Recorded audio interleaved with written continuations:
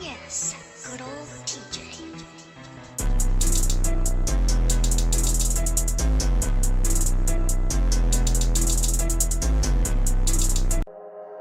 Konnichiwa. Back again, today, guys. We are doing a video at 2:49 a.m. This video is called "The Fascinating World of Index Railgun and Why You Should Watch It." I actually stumbled upon this like in my recommended I'll say like 2 weeks ago. I watched all the way up to like episode 5 on YouTube, but for some reason like the episodes was like out of sync and everything like that, so I might just need to find me an anime website to continue on watching it. I think I was watching it in dubbed. I didn't watch it in sub, but yeah, so I mean it looks pretty interesting. I need to just continue on watching it, but yeah, so actually I might actually start watching some more of it if I can find it on an anime website after I get done with this video. But anyway guys, this video, the original content creator, is presented by Gikuk. I think that's how you say it. Gigguk. The original link will be in the description box down below. Is going to lead to his channel, and then you guys also go watch all his other videos on his channel if you want to.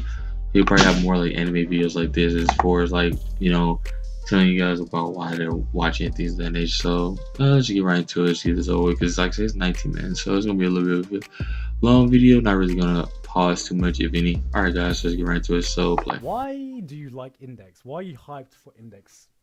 Because here's my opinion. I don't get it. It's not bad. It's just really mediocre. And that's my opinion on Index. This was me, literally a month ago, reacting to the new Index Season 3 trailer as I was streaming my impressions of the full season chart. See, the whole Index, Railgun, Terraru, whatever you want to call it, franchise has always been somewhat of a mystery for me. From my perspective, it always looked like your typical generic high school fantasy action light novel that has been done a million different times nowadays, and any attempts to watch the anime did nothing to prove me otherwise. Yet it's a franchise that had one of those fan bases that would praise it to high heavens. You know, one of those rabid fan bases that seems nigh on obsessed with a franchise and would take any opportunity they had to spread the word of the Holy Gospel like they were recruiting for a new religious cult or something. So after 7 years of silence before a new season getting announced seemingly out of nowhere, I said, you know what? Fuck it. I'm going to try to get to the bottom of why this franchise is so beloved by so many, despite, by my accounts, it looking like a dated mid-2000s generic light novel franchise that time should have left behind. And through that journey, I discovered a unique world that blends fantasy and science in a way I'd never seen before. A grand narrative that fits the bill for a shared universe I had been searching for in anime for so long. A power system so intriguing, it tested my knowledge of my university education that, before I knew it, something happened. I became a fan. Yeah, that was definitely. I watched the video when I was coming to it.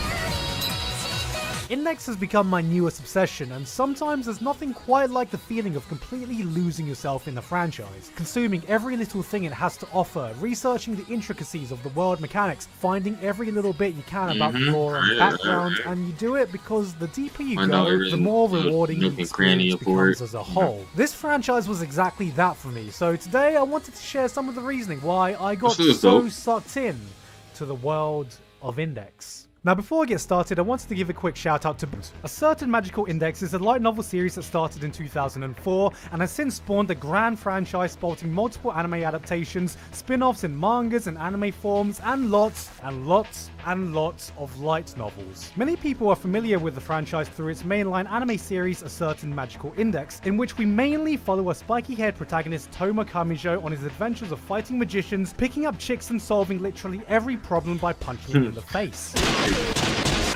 But arguably as popular is its spin-off series, A Certain Scientific Railgun, that focuses on the adventures of Mikoto Misaka, a powerful esper with the ability to control electricity, shrug off teleporting lesbians, and is basically Pikachu as a tsundere anime girl. From that brief description, it may be hard to see the appeal of Index because that's what it looks like from the outside, and to say the franchise is a bit daunting is kind of an understatement at this point. But from my personal experience, through all the confusion about the sheer scope, explanations about chronology, read and watch order, I never really saw anything to explain to me what the core appeal of Index was and why it's amassed such a loyal fan base, so that's what I'm going to try and do today. And I think a good place to start, instead of explaining specific plot details, is to start explaining what Index is as a concept.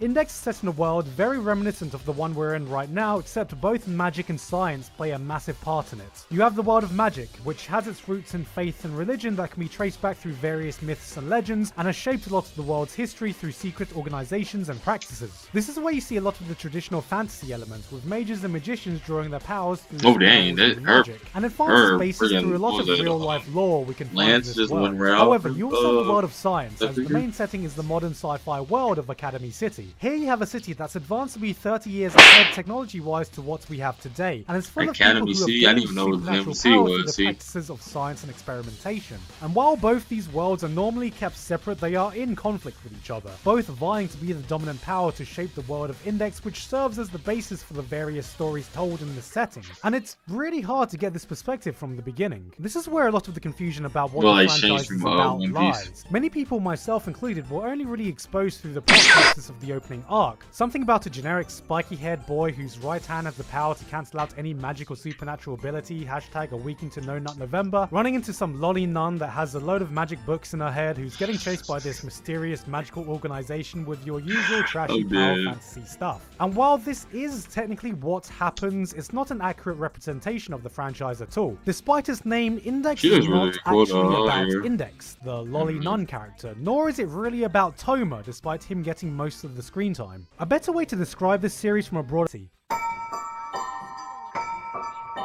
Academy City is a weird beast to tackle because while it's technically just a backdrop for all these story arcs taking place, I'd actually argue that it is the main character of the franchise, because while Toma may be the face and main protagonist of Index early on, as the world expands and more characters get introduced, Index becomes the story of Academy City itself. It's the inhabitants of Academy City whose storylines we get to follow. It's Academy City that's the driving force for the grander conflict. It's Academy City which serves as the core thread that connects all the numerous plot lines together. Even if events aren't happening there, it always exudes a constant presence and honestly seems like a really cool and unique place, which unfortunately the anime doesn't always do justice with its simple portrayal of fucking bad CG wind turbines everywhere. Because of the amounts of strange different happenings revolving around this city, the series can take many forms and genres depending on the arc and character we're following. Sometimes it's a dark sci-fi involving horrific human experimentation, sometimes it's a fantasy action exploring secret underground organizations, sometimes it's a fluffy high school slice of life, and sometimes it's all of those things. Admittedly, I found the story arcs that focused on science far more interesting than the ones that focused on magic, but what made it all worth sticking through was when you were able to see all the various characters and plot lines converge. Some of my favorite moments were actually just seeing different characters from the various story arcs meeting for the first time and interacting with each other. There was a few episodes in Index Season 2 that was purely dedicated to bullshit slice of life fluff involving all the cast members, and it was honestly some of my favorite episodes. The franchise rewards you for investing in the world as a whole. You'll have elements you like, you'll have elements you won't like, you'll have characters that bore you, and characters that you'll absolutely love, which, let's be honest, is going to be Accelerator, because he's best boy. It's the juxtaposition of all these different narrative elements you wouldn't normally see together put in one place that makes it so interesting. You not only have mages and espers, you have angels, alchemists, underground assassins, you got modern military SWAT teams fighting magical nuns, and what I like is how much they try to ground it in our world. Because every element, no matter how ridiculous, has a basis from our real world. Supernatural phenomenon that we may hear about here and there are given an explanation in Index with the rules that structure that universe. And that's why this setting works. This attention to detail is something that's also mirrored in their power systems, which is the one other big unique thing this franchise has to offer.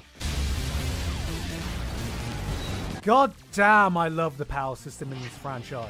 Well, half of it the power system is pretty cool. Most noteworthy is that there are two entirely different systems that work in parallel. One for the magic side of things and one for the science side of things, and both have been given a lot of care to ground it in with elements we can find in our own world. The magic system was a bit more confusing for me, but it makes sense in the lore because they are meant to be supernatural phenomena that cannot be explained or analyzed via any sort of scientific means and reasoning. So instead, the basis of magic in the Index universe comes from real-life mythology and lore you can find historically. From Christianity to Judaism to Norse and Egyptian mythology to Feng Shui, it all finds its roots through stories told through world history and religion. To give an example, someone like Jesus in the Index universe would have been a magic user. However, to me, the standout power system comes from the science side of things, and that's what I want to focus on, because what makes this stand out so much is how grounded every ability is in real-world science and physics, which, you know, is something I appreciated heavily as someone who went to university to get a master's in electronic and electrical engineering.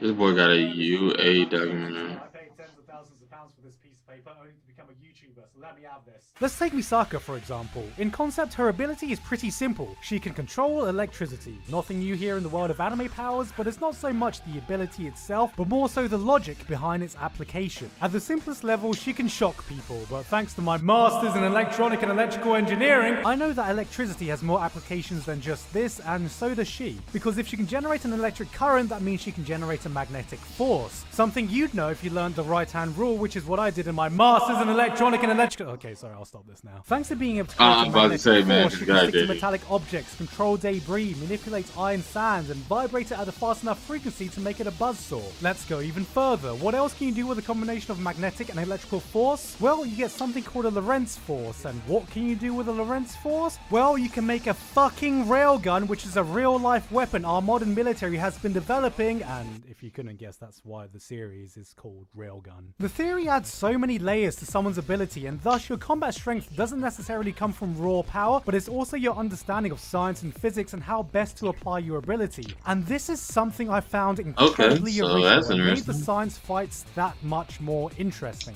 But I think the one character that See, but really you gotta really encapsulates think just a how lot. innovative these abilities can be while still grounding it in real-world physics, it's Accelerator, who has one of the most unique abilities I've seen in all of anime, and no, it's not his ability to laugh like a beatboxing hyena.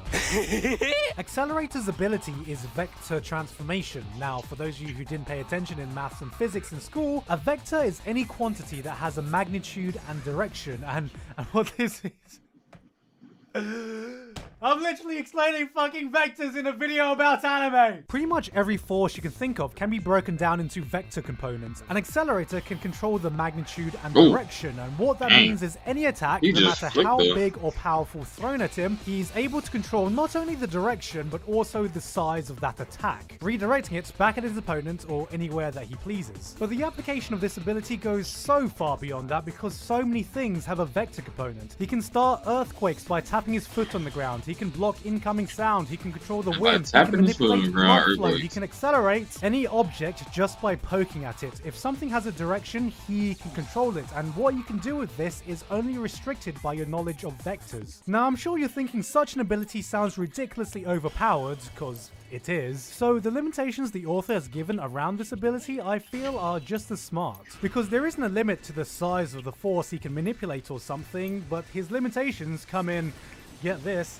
mathematical calculations. That's right, his kryptonite is fucking algebra! Vectors can be complex mathematical concepts to calculate, and if you're going to apply these manipulations in a combat situation, you need to be able to calculate how to do it in real time. This is exactly Accelerator's limitations. He has an onboard computer to assist him with the calculations, so if there's too much data to process or the computer's battery runs out, that is his limit on what he can manipulate, and in my honest opinion, God. that's fucking genius, because it logically makes sense. It if is, such a but goodness ridiculous gracious, ability that's actually tragic. existed in this world. Which Goodness. means if Accelerator's ever in a bind, there's only one thing he can do. In the face of overwhelming odds, I'm left with only one option. I'm gonna have to science the shit out of this. Of course, understanding the theory behind these powers doesn't actually matter in the wider context, but for pretty much anyone who comes from a scientific background, it feels incredibly rewarding, and it adds that extra layer to every fight scene, which is something I found totally unique. Alright, how many people have I lost with that last section? Is anyone still here? Engineers? I did slow motion. Mathematicians? Physicists? Anyone else? Anyone? At all? If you've made it this far and all this sounds exactly like your cup of tea, well, this is the time when I start putting terms and conditions to everything I've said. A lot of them. There is one thing I've glossed over to focus on the positives and appeal of this franchise, and that is just how goddamn hard it tries to put new people off from getting into it. Remember when I said I was put off by how generic and boring the beginning arc seemed to be? Well, that still holds true and can still definitely be applied to a lot of the early arcs in Index. The franchise came at a time when trashy harem bait high school fantasy light novel adaptations hadn't already oversaturated the industry, and going back through it now, it has really not aged well. Early Index embodies almost all of the overused tropes, character archetypes, and cliches we have gotten bored of since this initial release, and it ends up coming across as a run-of-the-mill shonen action show. Considering how much of it revolves around Toma, he's just not a very interesting character, and only gets development further down in the light novel. Not only that, but his ability to cast out other abilities is just so fucking boring compared to everything else I've talked about in the franchise's power systems. It's not bad per se, it's just extremely generic, and this is what makes it a really hard sell. I would like to say that you could easily power through it and quickly get to the good stuff, and while there are definitely some highs I'm going to touch upon, there is a lot of bullshit to wade through. Entire seasons worth of episodes, mind you, which in today's standard of short, hard-hitting 12-episode anime series is probably going to put off about 90% of you. But this is exactly why there's no such thing as a casual fan of the franchise. Only those who've been willing to trudge through all the mediocrity are rewarded with everything the world can offer, and if you're willing to do that, that probably means these elements I've talked about are something that appeal very strongly to you, as was the case for me. The good thing to know is that while Index Season 1 was mostly world building and Season 2 was a lot of build up to a climax that was only just teased at by the end, those who have stuck with it are finally getting to see a lot of the payoff that is being adapted in Season 3 that's airing right now. And if you continue reading the light novel, it only gets better, and there's so much of it to lose yourself in. Plus, with a new season of Railgun and Accelerator just being announced, there is no better time to get into this franchise. So after all this, there is one question left. How do you get into Index? Do you want the long version or the short version? Index Season 1, then Railgun S, then Index Season 2.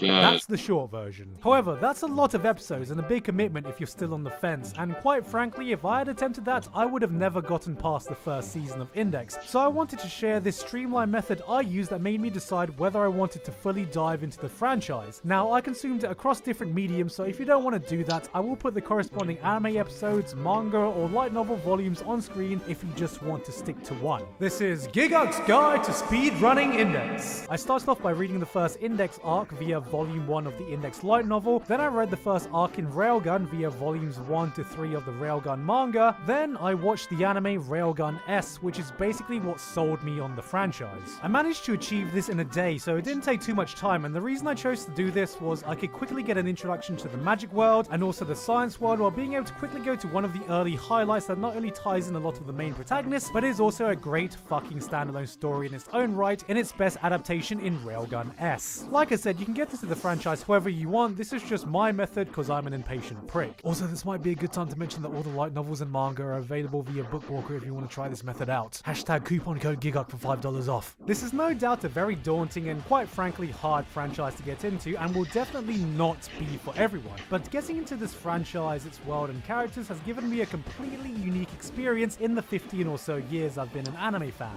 and that is not an easy feat to do anymore. If this seems like something way too heavy to get into, that's completely understandable. If you just want something more quick and casual, there are many other shows you can get into, but if the specific aspects I just talked about sound exactly like something a lot of anime for anybody out there. Lose yourself in a franchise, fucking do it, man. Become one of us. Because I can see why this franchise joins the ranks of things like JoJo's, Monogatari, and Fate for having this really dedicated fan base that never shuts up about it. That boy get it, boy, upper.